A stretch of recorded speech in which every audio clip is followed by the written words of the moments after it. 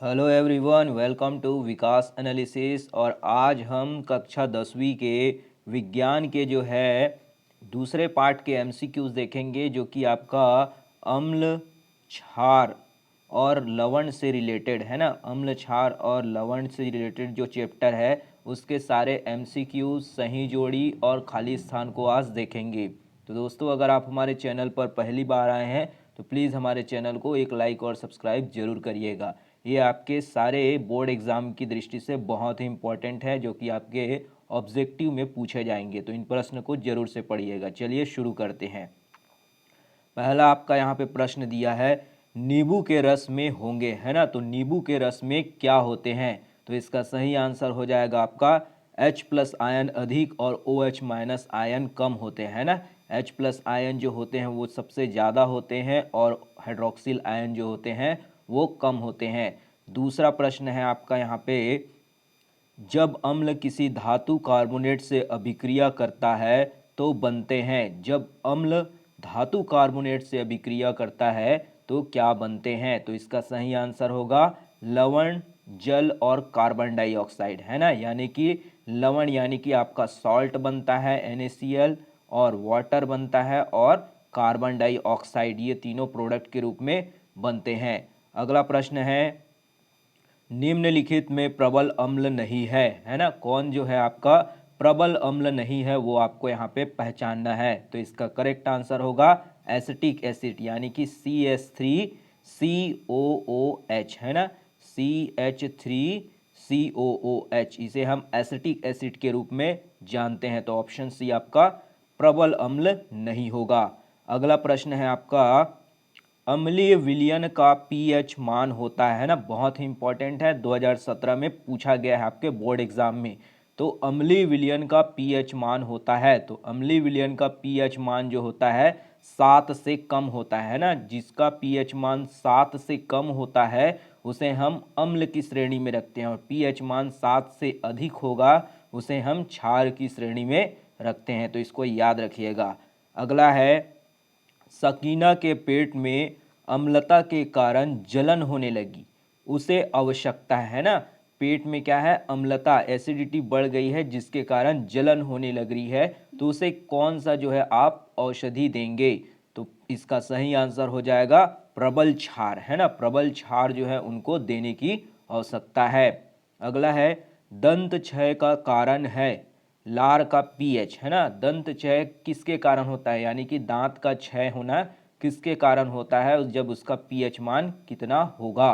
तो इसका सही आंसर होगा 5.5 से कम, यानी कि 5.5 से अगर पीएच मान कम होगा यानी अम्लीयता बढ़ेगी तो क्या हो जाएगा, दांत का क्षय होने लग जाएगा। अगला प्रश्न है आपका, किस लवण की प्रकृति अम्लीय होती है ना। कौन से लवण है जिसकी प्रकृति जो होती है अम्लीय होती है? तो इसका करेक्ट आंसर हो जाएगा आपका अमोनियम क्लोराइड, यानी NH4Cl, है ना। NH4Cl की प्रकृति क्या होती है, अम्लीय होती है ना। 2018 और जो है 22 सेट में पूछा गया, तो इसको आप जरूर से ध्यान रखिएगा, है ना। ये सारे जो है आपके बोर्ड एग्जाम में पूछे जा चुके प्रश्न है, तो इसे एक बार आप जरूर से रिवाइज जरूर करिएगा, क्योंकि एग्जाम में क्वेश्चन जो है रिपीट होते हैं, फिर से पूछ लिए जाते हैं।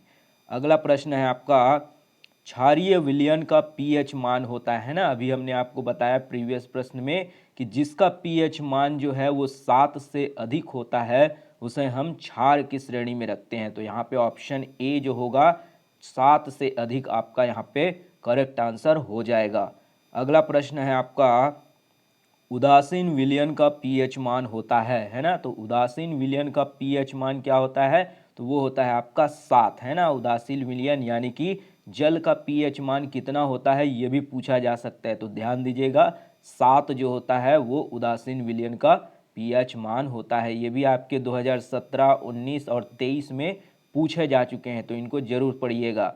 अगला प्रश्न है, निम्न में रासायनिक सूचक है ना। जो रासायनिक सूचक है, इंडिकेटर है, वो आपसे पूछा जा रहा है। तो इसका सही आंसर होगा मेथिल ऑरेंज, है ना। मेथिल ऑरेंज जो होता है आपका रासायनिक सूचक के रूप में उपयोग किया जाता है। इसके अलावा यहाँ पे फिनोप्थिलीन का भी यूज़ किया जाता है। अगर ऑप्शन में दिखे फिनोप्थिलीन तो वो भी आपका करेक्ट आंसर हो जाएगा।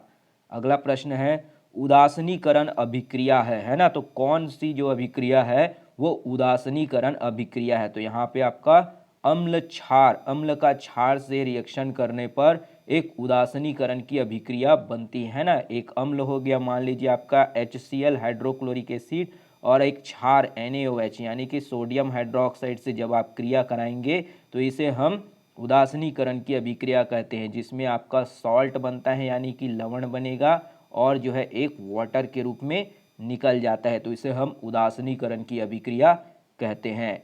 अगला प्रश्न है आपका यहाँ पे निम्नलिखित ऑक्साइड में किसका जलीय विलयन अम्लीय होगा, है ना। किसका ऑक्साइड जो है जलीय विलयन में अम्लीय होगा ये आपको बताना है।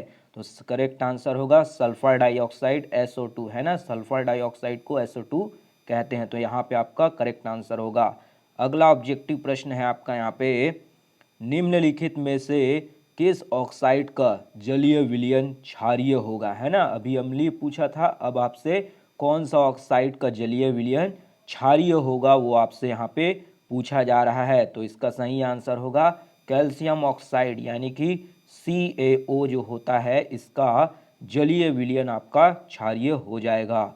अगला प्रश्न देखते हैं अपच का उपचार करने के लिए निम्न में से किस औषधि का उपयोग करते हैं ना। एसिडिटी बढ़ जाती है, अम्लता बढ़ जाने पर या अपच का उपचार करने के लिए कौन सी औषधि का उपयोग करेंगे। तो ये हो जाएगा आपका प्रति अम्ल, एंटा एसिड, है ना। प्रति अम्ल का उपयोग जो है अपच के उपचार के रूप में किया जाता है। ऑप्शन बी आपका करेक्ट आंसर हो जाएगा। अगला है आपका यहाँ पे यह एक प्राकृतिक स्रोत क्षारक है ना। कौन सा जो है एक प्राकृतिक स्रोत क्षारक है वो आपको यहाँ पे बताना है। तो खाने का सोडा, है ना, जो आप अपने घरों में खाने के सोडे के रूप में यूज़ करते हैं वो आपका एक प्राकृतिक स्रोत का क्षार हो जाएगा।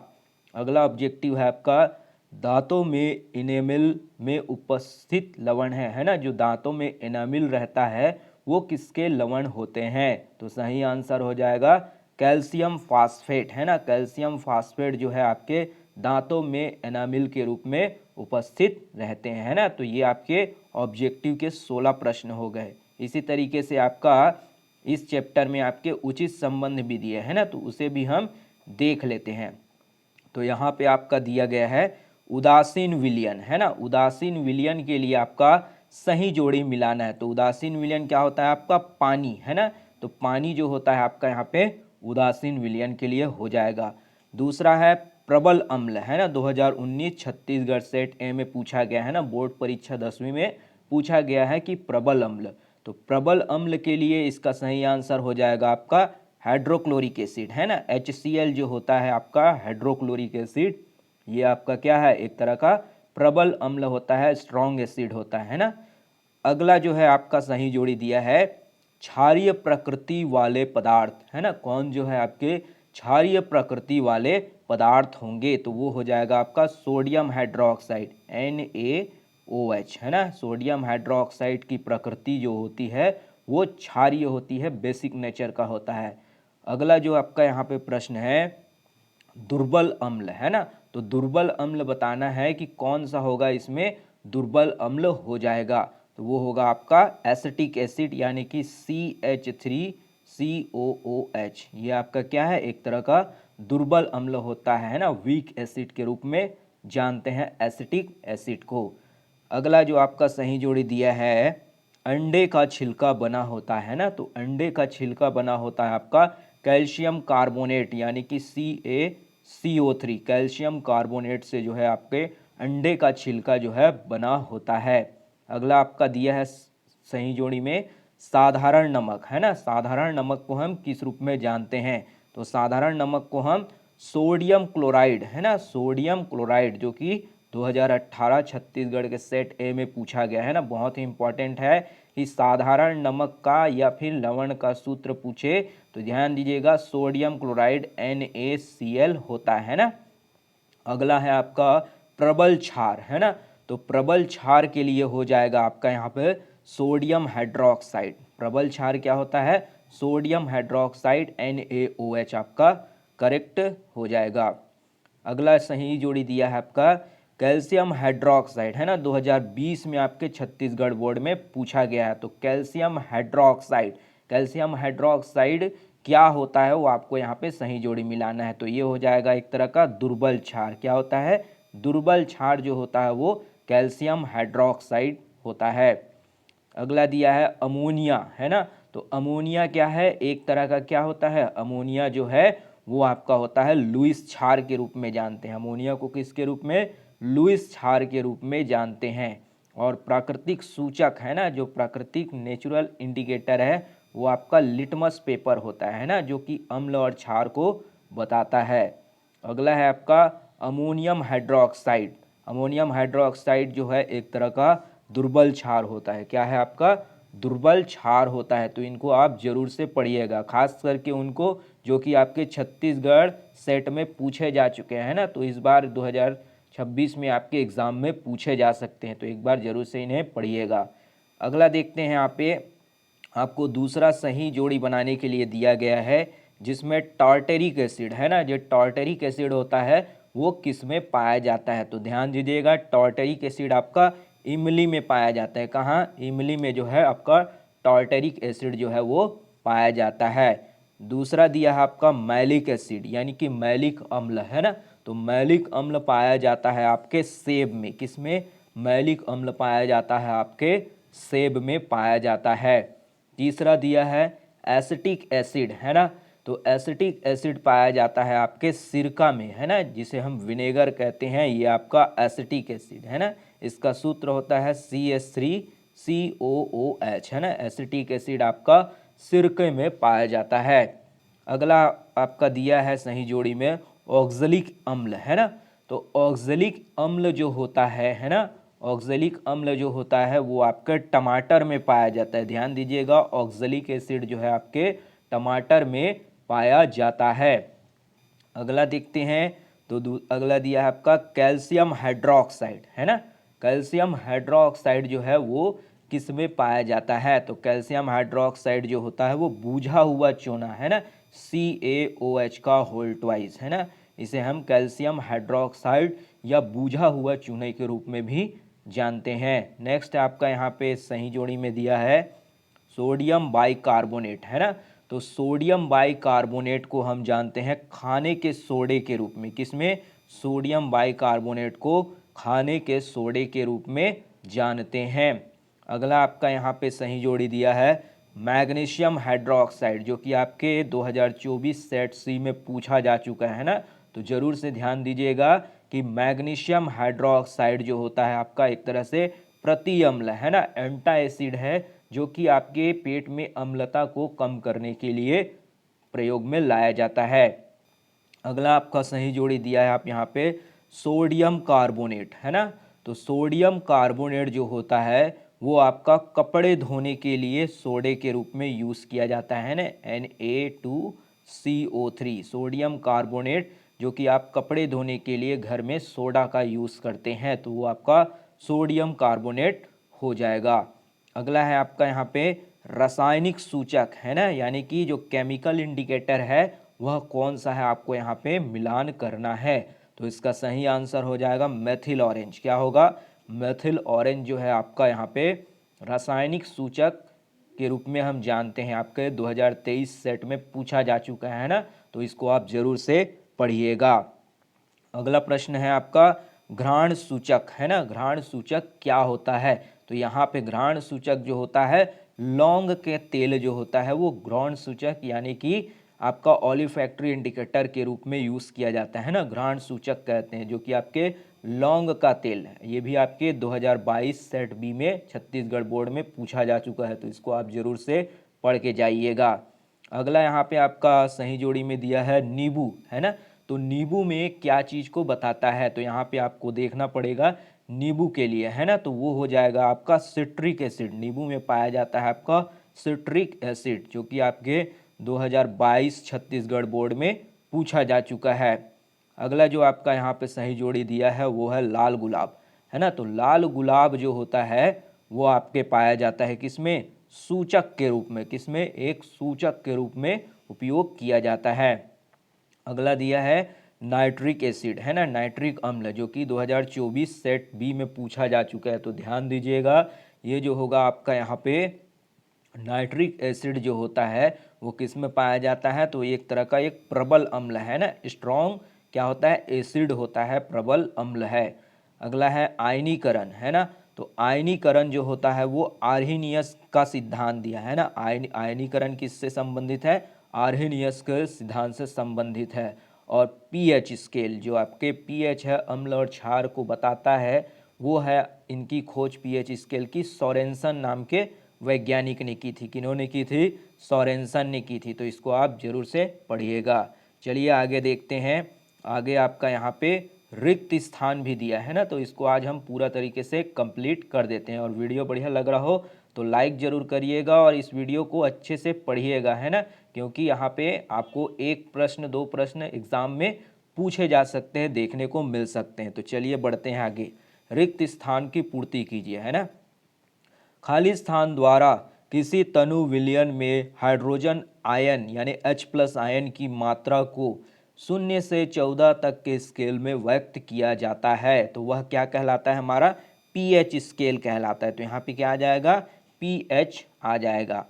अगला दूसरा प्रश्न है आपका, अम्लीय पदार्थ खाली स्थान क्रियाशील होते हैं जबकि क्षारीय पदार्थ खाली स्थान क्रियाशील होते हैं। तो अम्लीय पदार्थ जो होते हैं वो अधिक क्रियाशील होते हैं ना, जो अम्लीय पदार्थ है वो अधिक क्रियाशील होते हैं, जबकि क्षारीय पदार्थ जो होते हैं वो कम क्रियाशील होते हैं। तो यहाँ पे आपका अम्लीय पदार्थ में अधिक क्रियाशील और क्षारीय पदार्थ कम क्रियाशील करेक्ट आंसर हो जाएंगे। तो ध्यान से जरूर पढ़िएगा।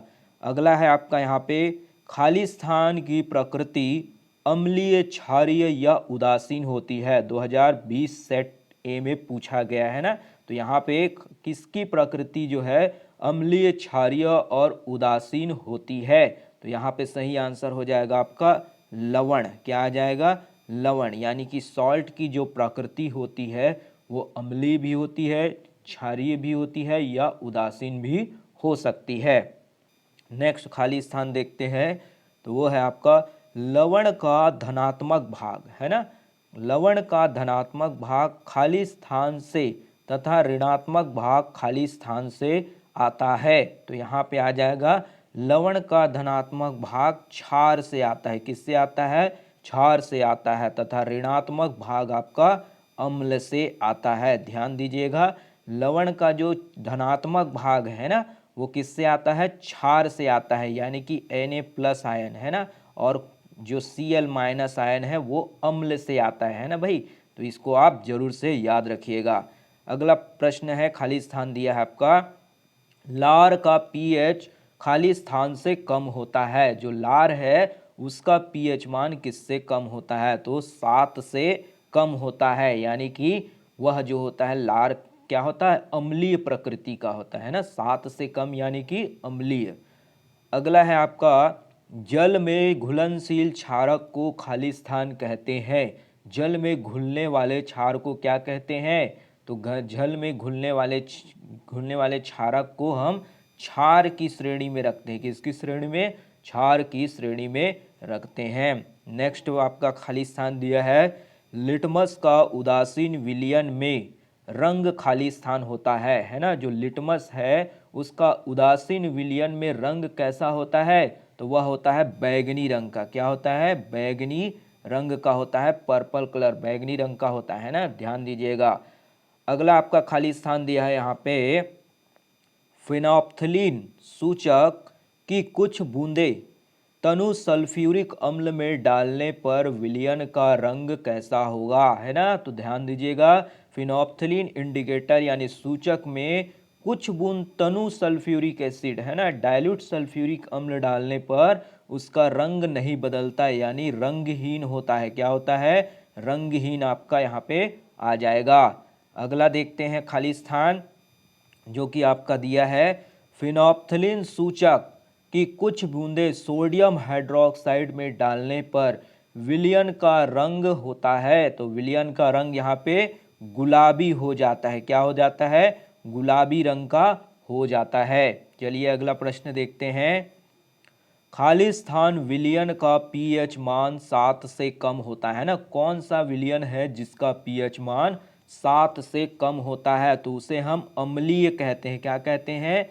अम्लीय विलयन कहते हैं। जिसका पीएच मान 7 से कम होता है और अधिक होता है उसे हम क्षारीय कहते हैं। क्या कहते हैं? क्षारीय कहेंगे।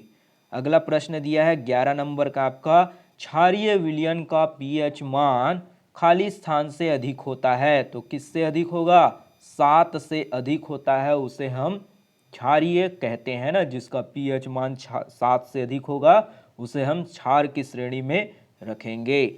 12 नंबर प्रश्न दिया है आपका, लवण का धनात्मक भाग क्षार से आता है, जिसे खालिस्तान मूलक कहते हैं, उसे हम क्षारीय मूलक कहते हैं। क्या कहते हैं? क्षारीय मूलक कहते हैं। क्या कहते हैं? क्षारीय मूलक कहेंगे। एकदम से आपको ये सारे याद हो जाने चाहिए, है ना।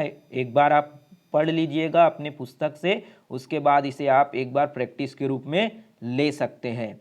अगला प्रश्न है आपका, लवण का ऋणात्मक भाग अम्ल से आता है, जिसे खालिस्तान मूलक कहते हैं, उसे अम्लीय मूलक कहते हैं। क्या कहते हैं? अम्लीय मूलक कहते हैं। अगला प्रश्न है आपका यहाँ पे, सोडियम हाइड्रोक्साइड यानी NaOH एक खालिस्तान क्षार है। NaOH कैसा क्षार है? तो वो हो जाएगा आपका प्रबल क्षार है। कैसा क्षार है? प्रबल क्षार आपका यहाँ पे हो जाएगा। 15 प्रश्न दिया है आपका यहाँ पे, HNO3 यानी नाइट्रिक एसिड एक प्रबल अम्ल है। HNO3 को क्या कहते हैं? नाइट्रिक एसिड एक प्रबल क्या है? अम्ल है। क्या है? प्रबल अम्ल है। तो यहाँ पे खाली स्थान की जगह में अम्ल आ जाएगा।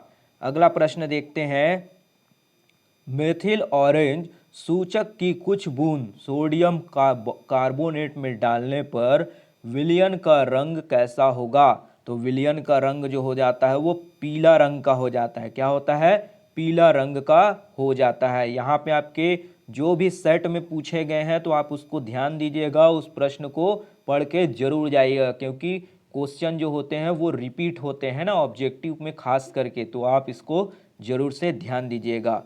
नेक्स्ट प्रश्न देखते हैं, मेथिल ऑरेंज सूचक की कुछ बूंद तनु सल्फ्यूरिक अम्ल पे डालने पर विलयन का रंग खाली स्थान होगा। ये रिपीटेड प्रश्न है, अभी हमने प्रीवियस में ऊपर देखा था। तो यहाँ पे आपका गुलाबी रंग हो जाएगा, है ना। जैसे ही डालेंगे तो क्या हो जाएगा? गुलाबी रंग देने को लग जाता है। नेक्स्ट प्रश्न है आपका, अम्ल वर्षा का पीएच मान खाली स्थान से कम होता है। 2024 छत्तीसगढ़ बोर्ड में पूछा जा चुका है, तो इसको आप ध्यान दीजिएगा, है ना। जो अम्ल वर्षा है ना, अम्ल वर्षा, उसका पीएच मान कितना होता है? 5.6 होता है। कितना होता है? 5.6 से कम होता है, यानी कि अम्लीय प्रकृति का होता है। अगला प्रश्न है आपका, वर्षा के जल का पीएच मान कितना होता है? तो वर्षा का जल उदासीन होता है, यानी उसका पीएच मान 7 होता है। कितना होता है? तो वर्षा के जल का पीएच मान आपका 7 यहाँ पे हो जाएगा, जो कि 2024 सेट बी में पूछा गया है। तो इन प्रश्नों को जरूर से पढ़िएगा। अगला प्रश्न है आपका, लिटमस खाली स्थान से प्राप्त किया जाता है। तो लिटमस किससे प्राप्त करते हैं? एक लिटमस जो होता है एक तरह का इंडिकेटर होता है, यानी कि सूचक है अम्ल और क्षार को बताने के लिए, जो कि आपके लाइकेन शैवाल से, है ना। लाइकेन नाम का एक शैवाल से प्राप्त किया जाता है। किससे? लाइकेन नाम के एक शैवाल से प्राप्त किया जाता है, जो कि आपके समुद्र में मिलता है ना। तो लाइकेन आपका यहाँ पे हो जाएगा। अगला प्रश्न है आपका यहाँ पे, खाली स्थान का ताप शुद्ध पानी के आयनन में समान मात्रा में H+ आयन तथा OH- आयन बनाते हैं ना। तो कौन है जो O समान मात्रा में H+ आयन और OH- आयन बनाते हैं ना? कितना डिग्री ताप पर, यहाँ पे आपको टेम्परेचर बताना है, तो वो हो जाएगा आपका 25 डिग्री ताप पर जो है शुद्ध पानी के आयनन में समान मात्रा में H+ आयन और OH- आयन बनाते हैं। नेक्स्ट क्वेश्चन है आपका, प्रबल अम्ल और प्रबल क्षार से बने लवण की प्रकृति होती है, यानी कि प्रबल अम्ल और प्रबल क्षार, है ना। प्रबल अम्ल हो जाएगा आपका HCl और प्रबल क्षार सोडियम हाइड्रोक्साइड। से बने लवण की प्रकृति कैसी होती है? तो वो होता है आपका उदासीन। क्या हो जाता है? उदासीन, न्यूट्रल होता है ना। तो यहाँ पे उदासीन आ जाएगा आपका 22 नंबर का। अगला प्रश्न है आपका, दुर्बल अम्ल तथा प्रबल क्षार के से बने लवण की प्रकृति होती है। तो वो हो जाएगी आपकी क्षारीय प्रकृति। कैसी होती है? क्षारीय प्रकृति की होती है। नेक्स्ट देखते हैं, प्रबल अम्ल व दुर्बल क्षार से बने लवण की प्रकृति होगी। तो प्रबल अम्ल व दुर्बल क्षार से बने लवण की प्रकृति होती है अम्लीय, यानी कि एसिटिक नेचर का होता है ना। अम्लीय आपका यहाँ पे हो जाएगा। नेक्स्ट देखते हैं, तो नेक्स्ट दिया है आपका 25 नंबर, दुर्बल अम्ल व दुर्बल क्षार से बने लवण की प्रकृति खाली स्थान होती है। तो वो हो जाएगा उदासीन। क्या होगा? उदासीन, है ना। इस वीडियो को एक बार देखिएगा और उसके बाद या तो पहले आप अपने पुस्तक से पढ़ लीजिए, फिर उसके बाद देखिए, या इस वीडियो को देख करके जो है आप पुस्तक से पढ़िएगा। आपको सारे प्रश्न जो है धीरे धीरे याद हो जाएंगे, क्योंकि बोर्ड एग्ज़ाम भी बहुत नज़दीक है। तो आप ज़्यादा टाइम जो है अपने बुक पर दीजिएगा, वीडियो पर थोड़ा बहुत देख सकते हैं, है ना। ये आपके रिवीजन के लिए बनाया जा रहा है, तो ध्यान दीजिएगा। चलिए अगला प्रश्न देखते हैं, दंत क्षय में लार का पीएच खाली स्थान से कम होता है ना। तो दंत क्षय में लार का पीएच कितना होता है? 5.5 से कम होता है। तो यहाँ पे ये प्रश्न ऊपर भी पूछा जा चुका है ना, तो इसको आप जरूर से पढ़िएगा। अगला प्रश्न है आपका, जो कि लास्ट है आज का, एक विलयन का पीएच मान अगर 2 है तो वह विलयन खाली स्थान होगा। तो वह होगा प्रबल अम्ल। क्या होगा? प्रबल अम्ल होगा। क्या होगा? प्रबल अम्ल होगा अगर उसका पीएच मान 2 है। तो ये आपका आज का हो गया अम्ल, क्षार और लवण से, है ना। अम्ल, क्षार और लवण से रिलेटेड जो कि आपके चैप्टर 2 है विज्ञान में, जो आपके ऑब्जेक्टिव और यानी कि वो बहुविकल्पीय प्रश्न और आपके खाली स्थान और सही जोड़ी, है ना, जिसको हमने आज समझाने की कोशिश की है। उम्मीद करते हैं आपको ये वीडियो पसंद आया होगा और आप जो है पहले अपने बुक से एक बार पढ़ लीजिए, उसके बाद इसे एक टेस्ट के जैसे दे सकते हैं, जिससे आपको हेल्प मिलेगी, है ना। तो मिलते हैं अगली वीडियो में, तब तक के लिए धन्यवाद।